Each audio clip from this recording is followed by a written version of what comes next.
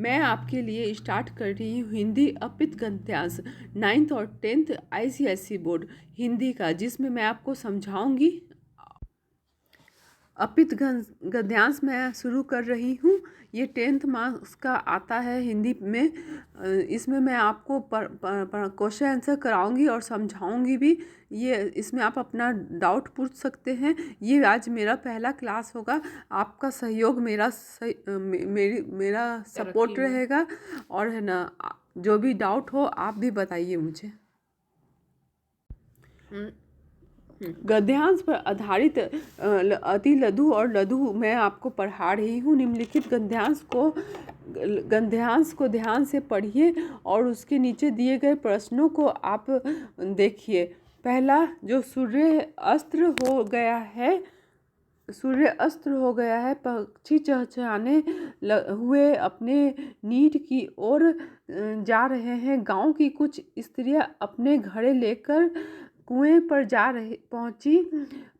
पानी भरकर कुछ स्त्रियां तो अपने घरों को लौट गई, परंतु चार स्त्रियां की पक्की जगह पर बैठकर आपस में बातचीत करने लगी। तरह तरह की बातचीत करते करते बेटों पर जा पहुंची। उनमें एक की आयु सबसे बड़ी लग रही थी। वह कहने लगी कि भगवान सबको मेरे जैसा बेटा दे।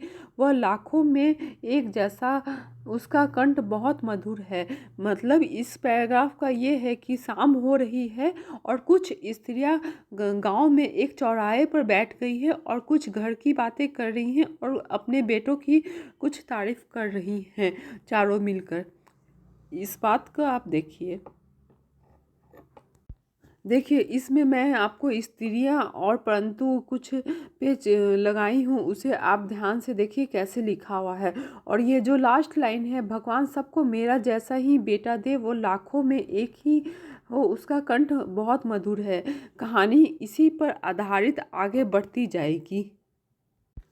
उसके गीत को सुनकर कोयल मैना चुप हो जाती है। सच में मेरा बेटा अनमोल हीरा है। उसकी बात सुनकर दूसरी अपने बेटे की प्रशंसा करने बोली, बहन, मैं तो समझती हूँ कि मेरे बेटे की बराबरी कोई नहीं कर सकता।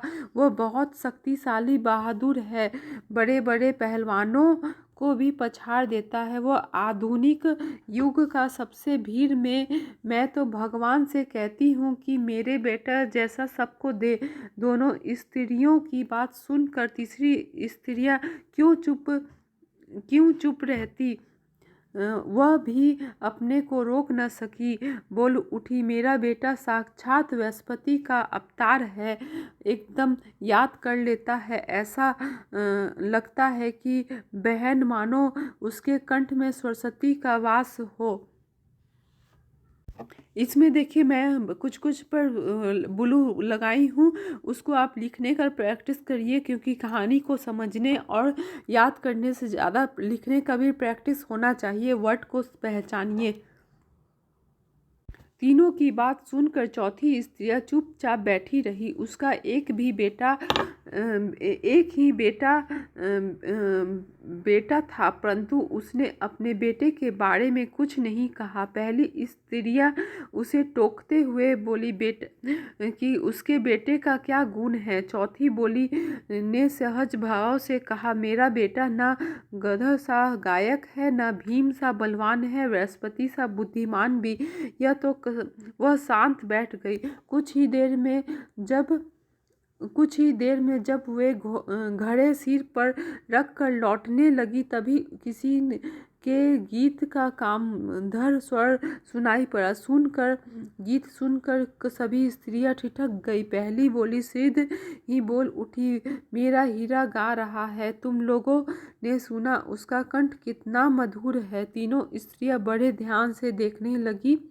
वह गीत गाता हुआ उसी रास्ते से जा रहा था से निकल गया।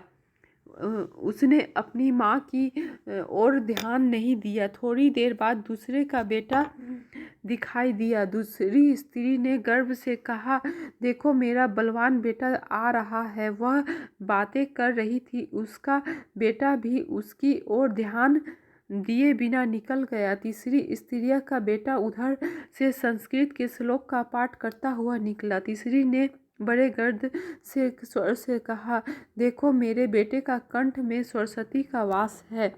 वह भी माँ की ओर देखे बिना आगे बढ़ गया।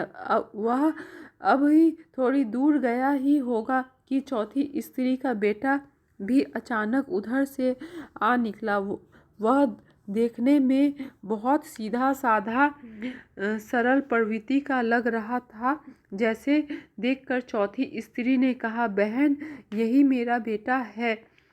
वह उसका बेटा पास आकर पहुंचा, उसकी माँ को देखकर रुक गया, बोला, माँ लाओ मैं तुम्हारा घड़ा पहुंचा दूँ।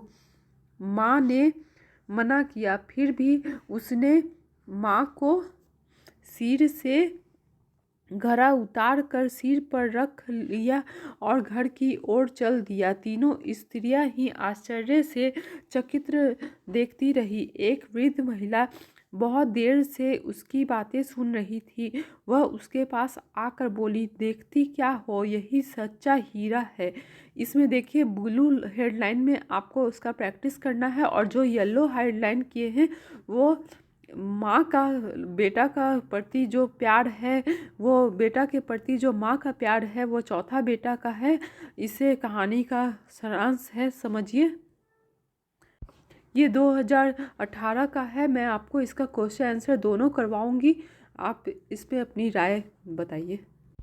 मेरे साथ इसके आगे भी आप बने रहिए, आपका सहयोग ही मेरा सहारा है।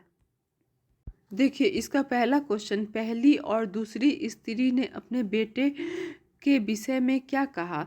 मैं आपको जो समझाई हूँ ऊपर पैराग्राफ, उसी में से इसका आंसर है। आप खुद से एक बार सोचिए कि इसका आंसर क्या होगा। मैं तो आपको करा दूंगी, पर आप एक बार गेस करके बताइए। देखिए मैं इसका उत्तर आपको बताती हूँ। पहली स्त्री ने अपने बेटे के विषय में कहा, मेरा बेटा लाखों में एक है। मेरा बेटा लाखों में एक है। उसका कंठ बहुत मधुर है। उसके गीत सुनकर कोयल और मैंने भी चुप हो जाते हैं। सच में मेरा बेटा हीरा अनमोल है। दूसरी ने मेरे बेटे के विषय में कहा, मेरा बेटा बराबरी कोई नहीं कर सकता। वह बहुत शक्तिशाली और बहादुर है। वह बड़े बड़े पहलवानों को भी पछाड़ देता है। वह आधुनिक युग का भीम है। ये देखिए पहला आंसर कंप्लीट हुआ। इसमें कोई डाउट है तो आप पूछ सकते हैं हमसे। मैं आपको दूसरा क्वेश्चन आपको बताती हूँ। तीसरी स्त्री ने अपने बेटे को बृहस्पति का अवतार क्यों बताया। इसका उत्तर मैं आपको बता दे रही हूँ, आप पढ़ लीजिएगा। तीसरी स्त्री ने अपने बेटे को बृहस्पति का अवतार इसलिए कहा क्योंकि उसे बुद्धिमान मानती थी। वह जो कुछ पढ़ता था उसे एकदम याद कर लेता था। बृहस्पति का ज्ञान एवं शिक्षण का प्रतिनिधित्व करते हैं। इसी कारण तीसरी स्त्री ने अपने बेटे को बृहस्पति का अवतार बताया, क्योंकि वो संस्कृत भी जानता था और इसलिए वो अपने बेटे को मानती थी। तो आप इस पर अपना विचार भी अपने तरीके से भी कर सकते हैं। और तीसरा प्रश्न यह है, पहली स्त्री द्वारा पूछे जाने पर चौथी स्त्री ने क्या कहा। आप तो स्टोरी पढ़े हैं तो आप इसका आंसर देखिए और मैं भी आपको बताती हूँ। पहली स्त्री द्वारा पूछे जाने पर कि तुम्हारे बेटे में क्या गुण है, चौथी स्त्री ने सहज भाव से कहा कि मेरा बेटा तो गधा सा गायक है, न भीम सा बलवान है और न ही बृहस्पति सा बुद्धिमान है। अर्थात उसके बेटे ने अन्य तीनों स्त्रियों के बेटों के समान कोई गुण नहीं है, वो बताई। अब मैं आपको चौथा क्वेश्चन बता रही हूँ। चौथी स्त्री के बेटों में अपनी माँ के साथ कैसा व्यवहार किया, यह देखकर तीनों स्त्री को कैसा लगा। ये तो आप हिंदी में जान ही गए हैं कि वो अपनी माँ के प्रति प्रेम और भाव से निष्ठावान था, पर आंसर में क्या लिखना है वो मैं आपको बताती हूँ। चौथी स्त्री के बेटे ने अपनी माँ के साथ उचित व्यवहार किया। अपनी माँ के सिर से पानी के घड़े को उतार कर अपने सिर पर रख कर घर पहुँचा दिया। इसी प्रकार अपनी माँ की सहायता की देखकर तीनों स्त्रियों को आश्चर्यचकित हो गए। इसमें आपको कम से कम बात लिखना है और स्पष्ट लिखना है ताकि आपको ज़्यादा मेहनत ना करना पड़े और आप कम बात में आंसर दे दें। एक प्रश्न का उत्तर 2 मार्क्स का होता है। आप अपने शब्दों में लिखिए, कॉपी मत करिएगा क्योंकि आजकल नंबर बहुत कटते हैं। जिस पर आप अपने विचार से अपने शब्दों में लिखिएगा तो वो आपका कहानी अपने आप आपको याद करने में भी सहायता रहेगी और लिखने में भी रहेगी। ये देखिए इसका आखिरी क्वेश्चन, बच्चों को अपने माता पिता के साथ कैसा व्यवहार करना चाहिए। उत्तर है बच्चों को अपने माता पिता के साथ सद्व्यवहार करना चाहिए तथा उसकी सेवा करनी चाहिए, साथ ही उनके दैनिक कार्यों में सहायता भी करनी चाहिए। जिस प्रकार गद्यांश में चौथी स्त्री के बेटे के ने अपनी सहायता की, उसी प्रकार हमें भी अपने माता पिता की सहायता करनी चाहिए। कहानी से हमें यही सीख मिलती है कि सबके साथ अच्छा व्यवहार करना चाहिए। माँ पिता सबके साथ। आपका सहयोग मुझे आगे बढ़ने की चेतना देगा, प्रेरणा देगा।